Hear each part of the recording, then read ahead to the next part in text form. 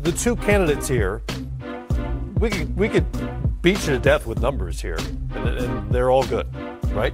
Antetokounmpo's numbers, great. Defensive numbers, much better than Harden's. Harden's offensive numbers are absurd. Some of it may come down for voters to what you consider an MVP and what is most important to you. When I look at the MVP race, I look at value. How important are you to your team? And in the position you're in, what have you done? And then not to mention, you got to give me something special, something I haven't seen before. For me, all season long has been Harden. Why? We've seen history. He's chased a record. If I told you that he would chase Wilt Chamberlain for 30-point games, you're crazy. Not a three-point shooter. Not all night long, all season long.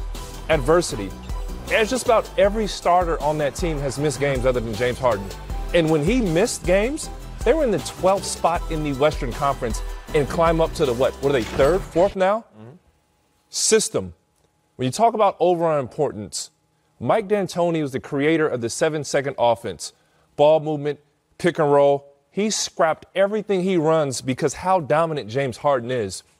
I don't want to take anything from Giannis. I love his motor, his consistency, his improvement.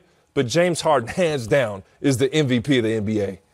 Tough to argue with, but I'm going to try. There's definitely an argument. I love James Harden and what he's doing. You said something. I want to see something I haven't seen before. And this scoring exhibition that he's putting on right now, he's the leading scorer at 36 points a game in the league. The next closest guy is, 20-some? 28. I have seen that before. Michael did that for years. And he would, the next lowest guy would be, or the next nearest guy would be 7, 8, 9 points below him. And again, taking nothing away from James. But Giannis, what he's done this year, and sometimes you're just a victim of the circumstances. And I think that's where James is going to end up at the end of this season. His team's not playing as well this year. They have had guys in and out of the lineup. Right. Giannis has his team poised to be the number 1 seed in the East. Team is playing very well. He's put them on his back all season long. He plays both ends of the court. He doesn't try to do anything he can't do.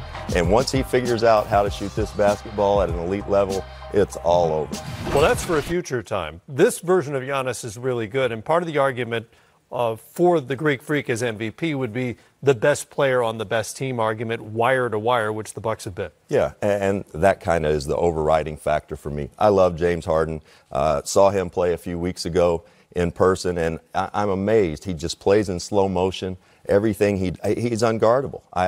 He's like, I remember, he just shoots it a little higher if you close out on him. It reminded me of like trying back in the day to guard Chris Mullin. You'd think you have him covered up. He'd shoot it a little higher or a little quicker. Maddening to play against. I actually take that as a knock, though, in a sense that for Giannis, there's magic going on in Milwaukee right now. Bud Budenholzer has, obviously, I would put him as the front runner for the coach of the year with the turnaround that they've had. Chris Middleton's balling. Bledsoe's balling. Lopez is shooting a deep three. Everything is just working, and he's put Giannis in a system that has allowed him to excel. Now, we're not going to pretend that he hasn't put in work in the offseason, developed. He's added 51 pounds in the offseason. But when I look at system and what he's done, there's a great group. There's a great fit around Giannis. And when I look at Harden, he is the system. He goes down, there's no backups. There's no replacement. There wasn't a coach that came in as great as D'Antoni is and just changed Harden's game. He has taken that team and that system and that city to another level. Well, it's a little like what happened with Steve Nash, with Mike D'Antoni years ago. New coach comes in, he's the guy, he's the linchpin of the system, and becomes a 2-time MVP. Yeah, no, absolutely. And I think back to Westbrook's MVP year. Russell Westbrook, undoubtedly wouldn't have been the MVP. But what did he do? He set history. He had a triple-double. And obviously we can point at the second year. Kevin Durant leaves.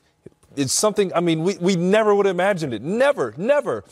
And Rex, you know this from scouting reports. If you told me that a guy was going to play one-on-one all game long, essentially, we'd switch off screens. We'd say, man, beat us. Go score 40, go score 50, go score 60 a night. Right. Well, guess what James does? He beats you like that. He'll do it, yeah. He will oblige you if you give him that option, that's for sure. Going to be really interesting.